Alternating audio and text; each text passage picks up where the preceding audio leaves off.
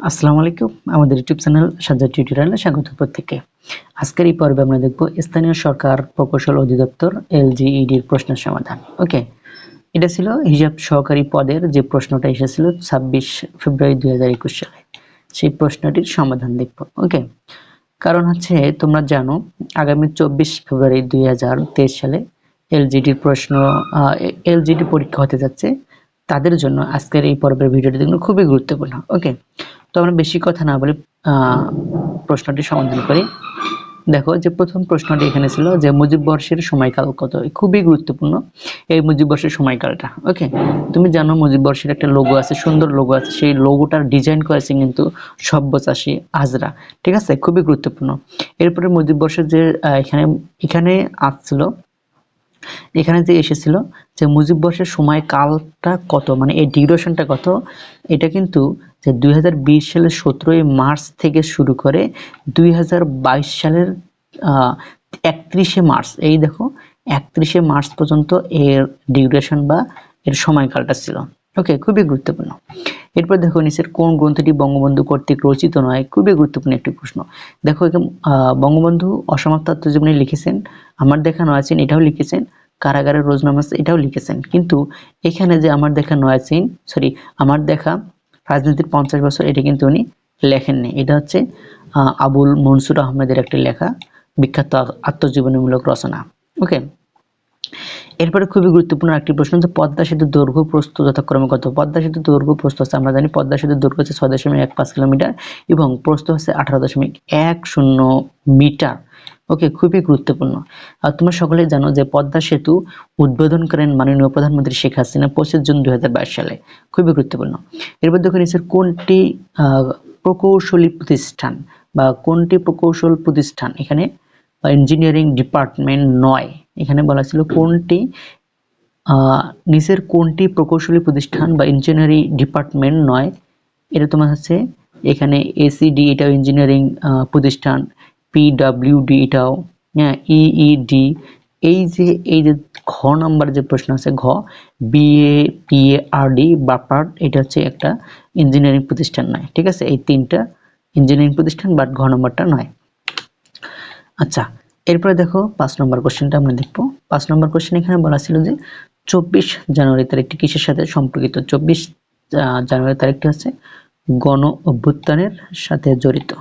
ওকে, তবে গণ অভ্যুত্থান হয় 1969 সালে, কিন্তু এটা আমরা সকলেই হয়তো জানি, তবে তারিখটা হচ্ছে 24 তারিখ। ওকে, সেই 24 তারিখে খুবই গুরুত্বপূর্ণ একটি দিন। এরপর দেখো 6 নম্বর কোশ্চেন, নিচের কোন দেশটি জাতিসংঘ নিরাপত্তা পরিষদের সদস্য নয়। এখানে হচ্ছে নিরাপত্তা পরিষদের সদস্য নয়, এখানে যে দেশটি হচ্ছে জার্মানি।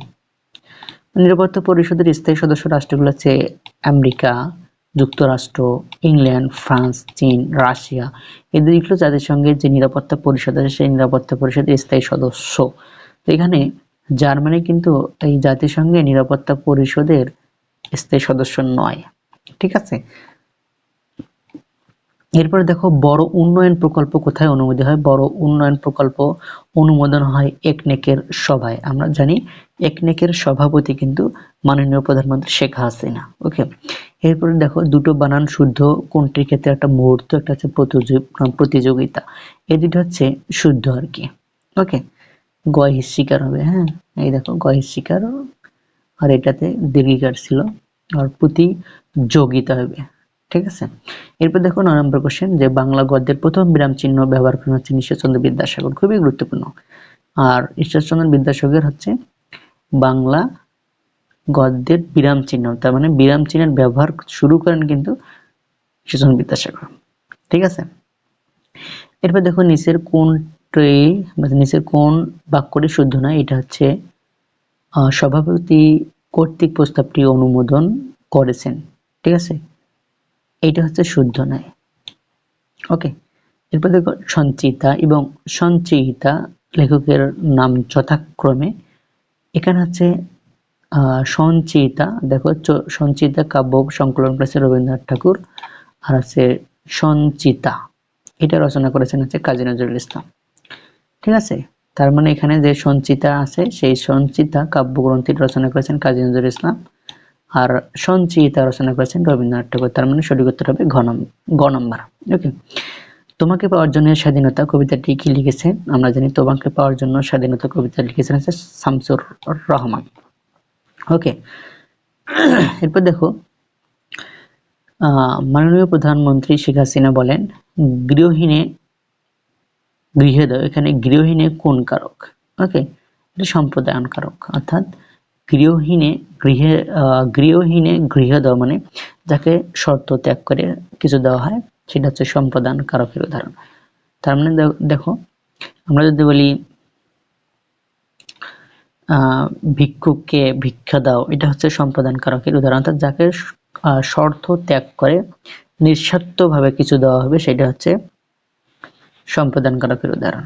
ওকে, তো কারক সম্পর্কে আমার এই চ্যানেলে অনেক ভিডিও আছে, হ্যাঁ, তোমরা সকলেই কারক সম্পর্কে ভিডিওটি দেখতে পারো। ওকে, এরপর দেখো 14 নম্বর প্রশ্নটি সমাধান করবে এখন, যে কোন বাক্যটি সম্পূর্ণ শুদ্ধ? হ্যাঁ, এটা ক নম্বর হবে। তুমি কি করবে সেটা কি তুমি জানো না? এটা একটা হচ্ছে, এই বাক্যটা হচ্ছে শুদ্ধ। এরপর 15 নম্বর কোশ্চেন, যে শূন্যস্থানে হি ডাইট অফ হবে। হ্যাঁ, কোভিড-19 খুবই গুরুত্বপূর্ণ একটা প্রশ্ন কিন্তু। হি ডাইট অফ কোভিড-19 মানে রোগে মারা যাওয়ার ক্ষেত্রে ডাইটের সাথে প্রিপোজিশন অবশ্যই অফ ব্যবহৃত হয়। দুটো শুদ্ধ বানান দেখো, কমিটি CMMI ঠিক আছে, কমিটি। আর নেসেসারি NECSSARY ঠিক আছে, নেসেসারি। তার মানে গ নম্বর সঠিক উত্তর। এরপর দেখো শুদ্ধ বানান আমরা এবার করব, যে শুদ্ধ বাক্য আছে I have been transferred to Rajshahi. ঠিক আছে, এই যে হ্যাভ বিন এর পরে ভার্বের পাস্ট পার্টিসিপল ফর্ম হয়, অবশ্যই সকলে জানো। এরপর শুদ্ধ বাক্য কোনটি? যে listen to what I say, এটা হচ্ছে ঘ নম্বর হবে listen to what I say. He come home yesterday, প্রশ্নবোধক রূপ হলো did he come home yesterday, সঠিক উত্তর হবে ঘ number. He was singing a song এর প্যাসিভ ফর্ম কি? He was singing a song এর প্যাসিভ ফর্ম হবে a song was being sung by her, ঘ number. A song was being sung by হার। ওকে, এরপর দেখো 10 মিলিমিটার সমান 1 সেন্টিমিটার। ওকে, দেখো 22 নম্বর question, কোন সংখ্যাকে 4 ও 6 দ্বারা ভাগ করলে প্রতি ক্ষেত্রে ভাগশেষ 2 থাকে? ঠিক আছে, এরপর দেখো তোমাদের অঙ্কের সমাধানটা কি, এই যে 4 এবং 6 এর লসাগুই হবে নির্ণীয় সংখ্যা যার থেকে 2 বেশি হবে। ওকে, 14 সঠিক উত্তর হবে ঘ। আচ্ছা, এটা যদি আমরা গুণ করি, গুণফল হিসেবে পাবো হচ্ছে খ নম্বর।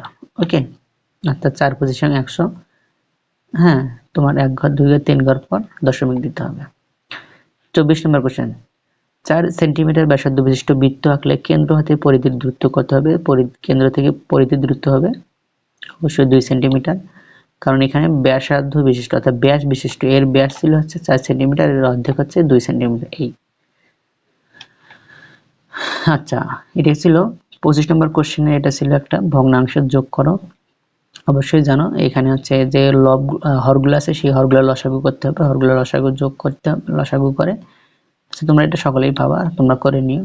এখানে হচ্ছে খ নম্বর সঠিক উত্তর হবে। 26 নম্বর কোশ্চেন, একটি আয়তাকার জমির ক্ষেত্রফল হচ্ছে এত বর্গমিটার, প্রস্থ এত মিটার, জমির দৈর্ঘ্য কত?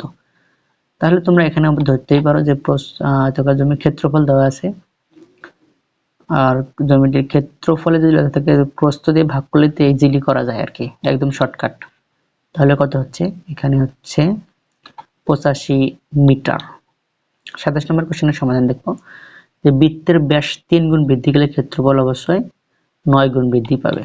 ওকে, এরপর দেখো 28 নম্বর কোশ্চেন, 4 টাকায় 5টি কিনে 5 টাকায় 4টি বিক্রি করে শতকরা কত লাভ হবে? তার মানে মনে করো যে 1 টাকায় লাভ হচ্ছে কত, তার মানে এটা লাভের অঙ্ক হবে। ঠিক আছে, 56.25% হবে আর কি। তোমরা অবশ্যই এটা পারবা, করে নিও। এরপরে 29 নম্বর কোশ্চেন, একজন লোক সপ্তাহে 1250 টাকা আয় করেন এবং 1000 টাকা ব্যয় করেন, সঞ্চয়ের সঙ্গে আয়ের অনুপাত কত?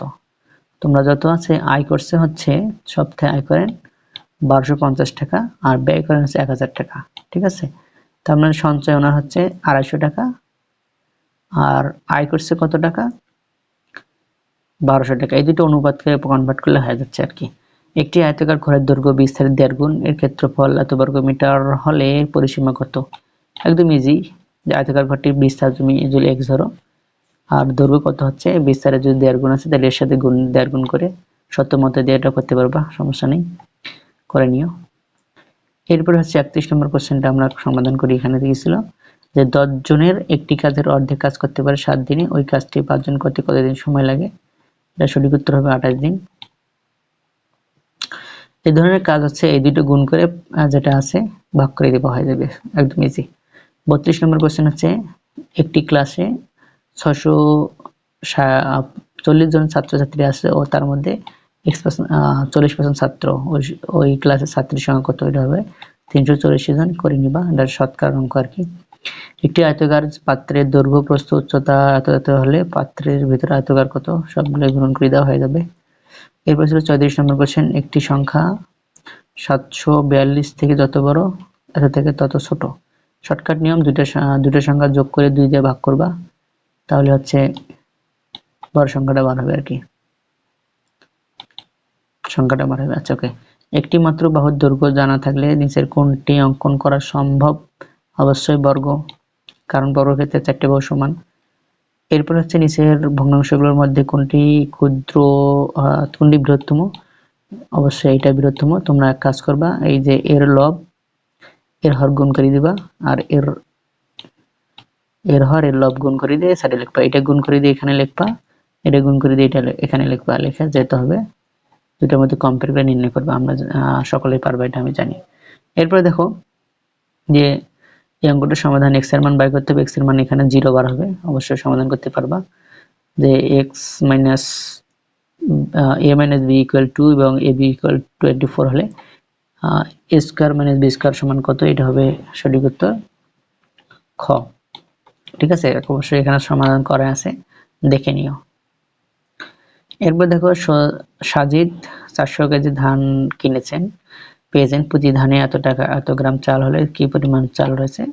1000 গ্রামে 1000 গ্রাম সমান 1 কেজি, 700 গ্রামে অবশ্যই 0.7 কেজি হবে। তো 1 কেজিতে ধান 1 কেজি চালে ধান 1 কেজি ধানে চাল হয় হচ্ছে কত?